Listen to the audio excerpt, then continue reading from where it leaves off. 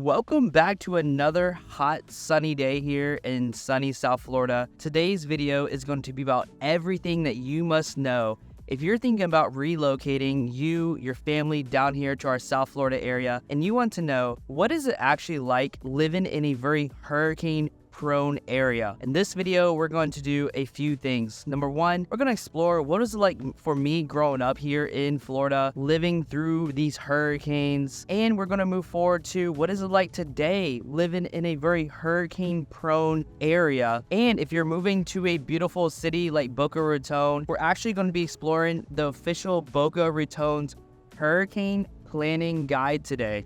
So stay tuned. We're going to explore everything you pretty much need to know about living in these hurricane-prone areas in Florida. So you and your family know everything you must know before you make that move or considering even moving down here. So what was it like for me as a kid? So if you're wondering what your kids are going to be thinking about moving and living in areas that are prone to hurricanes, well, let me tell you, as a kid, it wasn't that scary growing up. It was actually quite fun. Every year, we got a list of items that were released from our city. We're going to explore some of these items listed in the Boca Raton list as well. And what we had to do is we just load up on water, propane tanks, toilet paper, and other necessities every single year to stock up, especially batteries. Batteries were one of the most important things at the time because every year we need to replenish our hurricane prep, get everything ready just in case we do experience a hurricane. So I was an 80s baby, so I got to live through the hurricanes of the early part of the 80s, all of them from the 90s, and one of the worst hurricane seasons in the early 2000s. So I got to experience some of the worst hurricanes that Florida has ever experienced. So going back as a kid, so a lot of them occurred when I was in middle school and high school, and the worst one was actually in my high school days. What we had to do, so back then when we had to prepare our home, we had to actually cut the plywood to fit all the windows and the doors. So we had to go out there with like a little saw and cut everything, and then we had to drill into our brick house to make sure everything was fit and secure. Eventually, they came out with these hurricane little plugs where you just kind of push the wood into your window seal to protect our windows, because back then our windows were single pane. You could hear everything from there, tons of leakage of air and heat, bugs got through them. And back then that was just normal to prepare your windows, because if you didn't know yet, if you lose a window, it changes the pressure inside your home and you're more likely to lose your roof. And once that goes, it's pretty much all over for everything inside the house is about to get destroyed during the hurricane. Now, when we did get hit with these major storms, be prepared. As I was as a kid, there's no school. So a lot of times you're going to lose power for 1, 2, 3 weeks after a major storm. And for kids, they might absolutely love this because they get to stay home, everything around them they can do. Now for kids, they may absolutely love this because they get to stay out of school, unfortunately for the parents. But as a kid growing up, I enjoyed it. It was a great time to be outside. When you go outside, if you're in these major cities, you won't really see the stars, but after a hurricane, because everything is pretty much without power, you get to see every star in the sky. It was absolutely beautiful after the hurricanes. But that is the positive sides. Now, the horrific sides were we also experienced. So during the early 2000s, I was in high school. I got to experience a Hurricane Ivan, the Mobile, Alabama, Pensacola, Florida area. It was absolutely traumatic as a child, this particular one. So we were actually going to evacuate, but because we waited too long, we waited the day before to evacuate. Right when we got on interstate, it was already too late. Interstate was car bumper to bumper. There was absolutely no way you were getting out of Pensacola, the Mobile, Alabama area in time to save yourself from the storm. So something to know is that if you are going to evacuate, plan to evacuate a few days before the hurricane, because everybody's going to be evacuating the day of and the day before, and your gas is going to be gone. It's going to be too late to evacuate the day of the hurricane. And at that point, you might be even safer to stay inside of a hurricane shelter rather than trying to leave the city if you're about to have an impact of the storm. Again, so Hurricane Ivan, I believe it was like category 3 or 4 when it hit. It was absolutely traumatic because pretty much everybody in the area lost their roofs, because in North Florida and Pensacola area, we had shingles roof that you probably have in a lot of other states and cities. And these roofs are are just not built up to the standard as we have here down here in South Florida with the heavier tile roofs and the metal roofs. Now, some houses still do have the shingles roofs, but if you get hit with a major hurricane, a category 3 or higher, you're gonna have substantial damage to your roof. So pretty much everybody in the area had a blue roof at the end. That's what we called it back then. It's basically when FEMA comes around, they put these blue tarps on your roof so you don't have major leakage of water damaging everything you own inside of your house. Now again, we had major power outage. We had power out for about 2 to 3 weeks. I kind of enjoyed it a little bit because again, I got to see the stars. School was canceled. My bed was very, very cold. I had one of those water beds back in the day. So once the heater went out, things got really cold on that bed. Even though it was summer, that bed was very cold to sleep on. I felt like Titanic with the scene of Jack and the other girl, they're trying to make room in the freezing water. That's what it felt like sleeping on this waterbed. I put blankets on top of it just so I can lay down and sleep at night. And what was bad for this particular hurricane is that we lost power for so long. Everybody's roof got destroyed. Everything inside of our house pretty much got destroyed. It required us to start an insurance claim on the house. Yes, we had insurance, but you have to deal with adjusters. It takes months, them going back and forth. And when everybody's house is destroyed, it takes a lot of time to get a decent contractor in to start the job. So what our insurance company did, they paid for an RV for us to stay in our front yard, and it took months and months to get our house completely redone. They had to gut out the entire house to the studs because once the roof got completely destroyed with this hurricane, water gushed in, collapsed all the ceilings as we were still in there, and we had massive water damage all throughout the walls. And once water damage gets here in Florida inside your house, mold is always going to be an issue. So we had to have the entire place gutted and treated for the water damage that we occurred during that hurricane. That required us to live in an RV for months.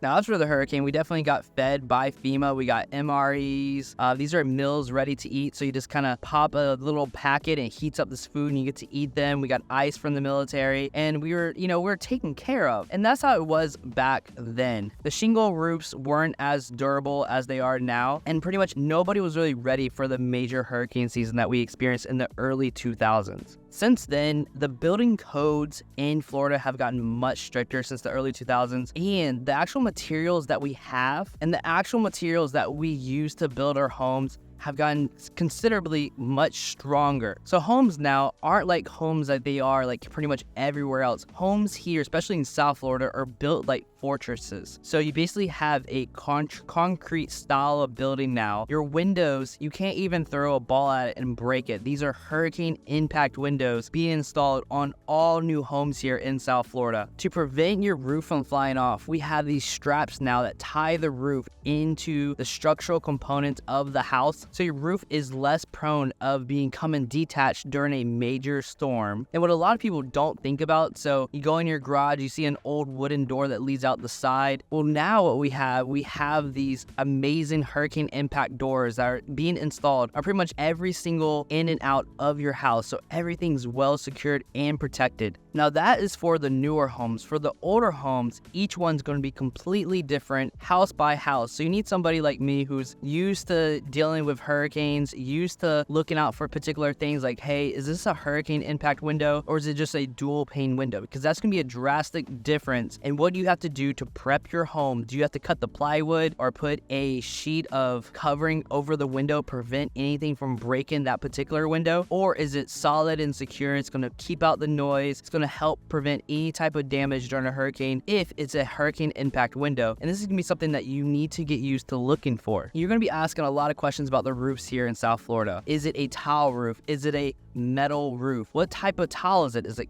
concrete? Is it clay? Because this is going to make a drastic difference in the type of protection that you have here in Florida. What is the age of the roof? This is also going to be a crucial question because weather patterns here, especially in South Florida, are very dramatic, and we have some of the heaviest rain you've probably ever experienced in the continental USA. So we get a lot of a beating every single day here during the summer with heavy rains that puts damage on our roof, and then we have the heat that also damages the roof as well. So the age of the roof is also very, very important. Now, if you're thinking that hurricanes are just prone here to Florida, because everything's getting much warmer and hotter, you can see the charts now that even South Carolina, North Carolina, Texas, Mississippi, Louisiana, all these areas, Alabama, Alabama are also getting hit by storms and major hurricanes as well. So don't let anybody fool you saying that South Carolina or North Carolina, especially if you're on the coastal side, is going to be safer from storms than in Florida. You're probably not as safe because we have stricter building codes here in Florida compared to the Carolinas. So if they get hit by a major storm on the coast, they're probably going to experience a lot more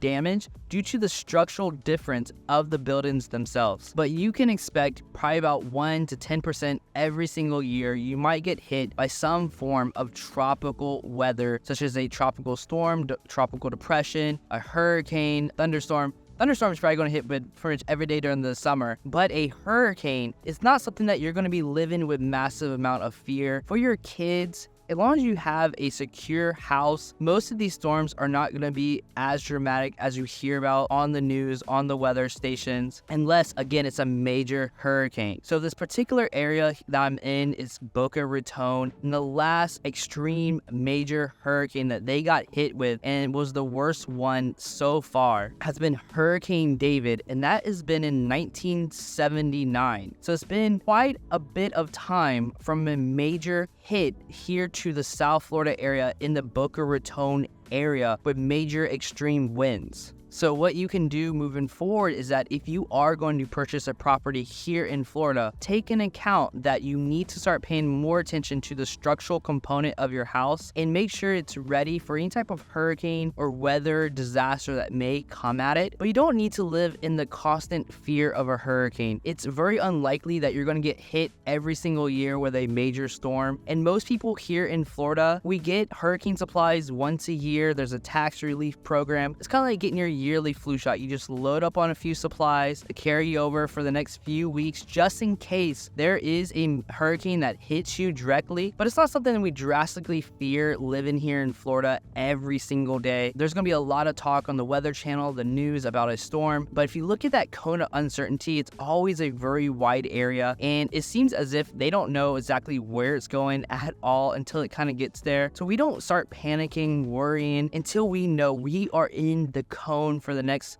week out. And then that's when people start taking things seriously, especially if it is a category 3 or higher storm. Now, moving forward, according to the government here in South Florida and pretty much Florida in general, pretty much all homes, 100% of homes will experience extreme wind here in the next 30 years. So you just have to be aware that if you're going to be buying a home, make sure it's structurally secure. And if you're in a flood zone, don't make floors that are wood. Maybe consider tile or something that's not going to be damaged from any type of water intrusion into your property, unless you're okay with the financial burden of replacing that wood every time it gets a major storm. Build your house accordingly to where you live to protect it as much as you can. Now, we're going to go to the fun part, the Boca Raton Hurricane Planning Guide. I'm going to briefly go over this and share some of my opinions about it. So the first page of it is going to give you all the list of the phone numbers, everything you need to know for contact information of all the emergency areas, the services that you may need to contact just in case you're going to get hit by a storm, or if you just experience a hurricane as well. And you need to know the information for the shelters, police department, the non-emergency numbers, everything's listed right here for you. Again, the following page is going to list all the information that you would need to know just in case there is a major storm, all the news channels, everything that's going to be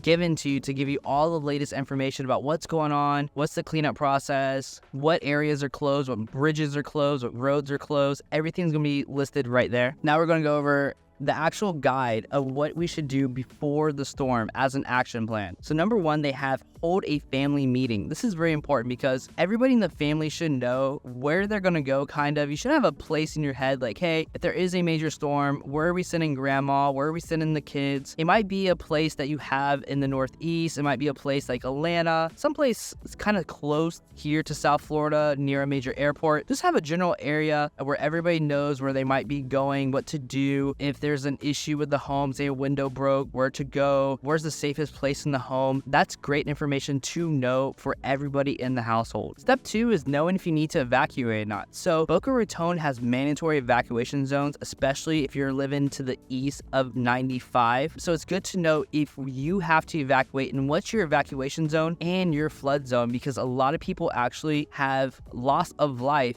due to the flooding and not because of the winds themselves. Step 3 3 is very important. Make sure you have a video walkthrough of your house. A lot of people forget to do this, but it's probably one of the most important things, especially if you're about to do a hurricane insurance claim. You want to video your property so you have evidence of what your house was actually like before the hurricane. I cannot count the amount of times that people have contacted their insurance adjuster, and the insurance company will be like, well, the roof was actually this damaged probably before, or this fence was probably kind of old already, probably wasn't standing. They're going to fight you, these insurance companies. So make sure you have video proof of what the condition was of your property before the storm. Also, make sure you have hurricane coverage before the storm as well. They may not issue hurricane wind coverage if there's a major storm in the Atlantic. Does not hurt to discuss and trying to see what coverage you actually have. Step 4 is look for your home's vulnerable areas. So again, this would be the side garage door that's just wood and hollow. It doesn't actually protect your home if there's a major storm. This is going to be a vulnerable area. If you have an old window that's also in the garage, or an old window in a spare bedroom, a roof leak, a Florida room that's not fully secure, this is going to be a weak point. A pro tip right here, a lot of people who replace their windows in their house did not replace the glass sliding doors, because those are some of those expensive things to replace in a home. So definitely make sure those sliding doors are hurricane rated, because a lot of the replacements and remodels here, they leave the sliding doors or they put non-impact doors on there just so they can save a lot of money on the replacement of the windows and doors. Step 5, make sure your vehicles are in an area that they're not going to get damaged. They're not right underneath a tree, a coconut tree.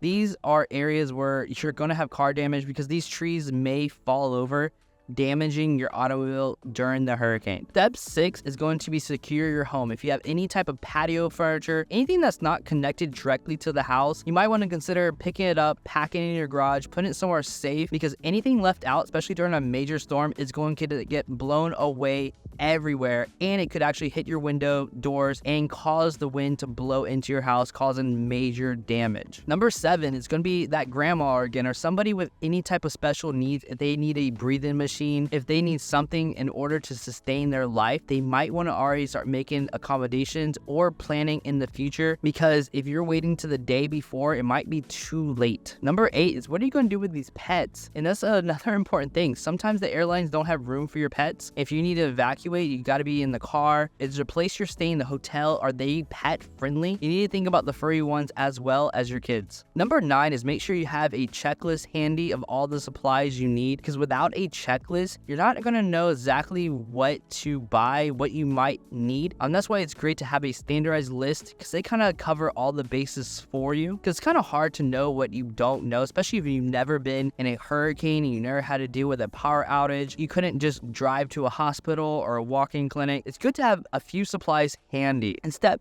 10, just in case communication completely breaks down, make sure others know what your evacuation plans are. The last thing you want to do is that there's people going around searching homes, making sure there are survivors there, what's going on, and nobody knows if you're in the home or not. It saves a lot of people a lot of time if the neighbors already know, other people know, is that you are actually safe and you're not in your home and not any type of danger during a major storm event. And talking about a list, the next page is actually everything that they recommend that you get for the storm, and some of them are really good, such as the canned soups. Those are really easy, especially if they have the ones that you just pop the top open and get to eat the soup themselves. Crackers, dry food supplies. Don't load up on sandwich meat or frozen things, because you're probably going to lose power, and ice in your cooler only lasts so long, especially if you're out of power for over 2 weeks. A pro tip is to get a generator that we have available now to us, because that will allow you to have AC, refrigeration, and other items in the house still working even though everybody around you is without power. It makes living in a hurricane area so much easier. But make sure that generator is not placed anywhere that could get damaged by a tree, shingles, or anything that could destroy your generator, because then you're really SOL. And the rest of the pages do a brief overview of what you need to do to prepare to evacuate. That's going to be making sure you have a plan already in place before the hurricane comes. Everybody knows the plans, and you make accommodations for the people who might need them and your pets. Now, just to get a general idea of what type of damage could actually be done from one of these storms, according to the sheet here, a category 1, you're basically going to have fallen trees and debris. The building damage is only going to be due to fallen trees and debris hitting it. No major major structural damage, but coastal flooding is going to be expected, so be careful on the roads, even with a Category 1. A Category 2 is when you start getting roofing damage, especially for those cheaper shingle roofs that are old, worn out. You're going to start here in Category 2, some type of roofing damage. And then the storm surge is going to be 6 to 8 feet above normal. So this is where it gets to the point where you're going to experience a lot of roads that flood normally and get flooded drastically here. So it's going to be kind of getting unsafe to be outside during a Category 2 hurricane. Category 3 is where we get to the major hurricanes. You're going to have storm surge 9 to 12 feet above normal. This is where you're going to get drastic flooding to many areas. You're going to have considerable roof damage throughout the entire area. So even if you have a higher quality new shingles roof, tile roofs, even metal roofs can be destroyed in a Category 3 and up, and the roads will start getting flooded hours before the storm even gets here. So this is something that if you have a Category 3 come in, it's hard to evacuate because you're going to start experiencing a lot of damage from the winds, the outer feeder bands, and the storm surge very early compared to when the storm actually hits. Now, a Category 4 storm is where you're going to get complete roof failures in a lot of homes, especially if they don't have the hurricane straps. You can expect the roofs in this type of storm to get completely blown off. This is where everything will start caving into the house. You're going to have a lot of signs completely torn down. So any type of sign in the area is going to be falling down. You're going to have a lot of these coconut trees, larger trees completely falling over, and there's going to be a lot of damage, something that you don't want to be in. Massive amount of power outages for the areas for weeks and weeks. Again, a Category 4 is not anything, even if your home is the strongest fortress, it's not something you probably want to experience or live in. Now, a Category 5 and higher is when you go outside and all the trees are blown to the side. They're pretty much all knocked down.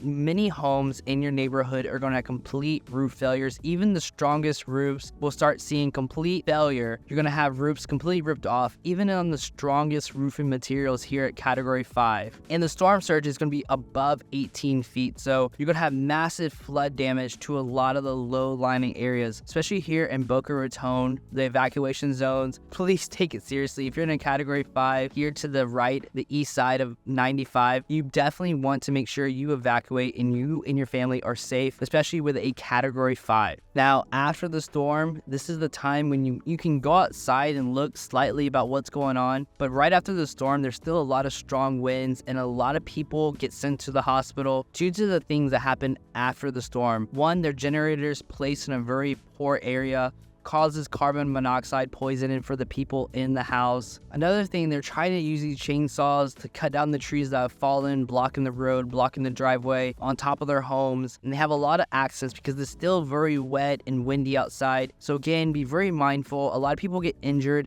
after the hurricane and not during the hurricane itself. So again, if you made it to this part of the video, as a Florida native, I'm not worried about hurricanes. I'm prepared. My roof is in amazing shape. I recently bought a property, replaced all the windows and doors with the latest hurricane impact windows. So I feel completely safe. The house is concrete and I'm prepared for any major storm. But if I was new to a hurricane, I would definitely take these things. But if I'm not used to hurricanes themselves, I get prepared. We have all of our hurricane supplies ready here for our hot summer days here. That's going to be very prone to hurricanes apparently. And I just want you to not live in fear if you're considering moving here. Yes, the news make everything very dramatic. No, we're not living in fear here every single day.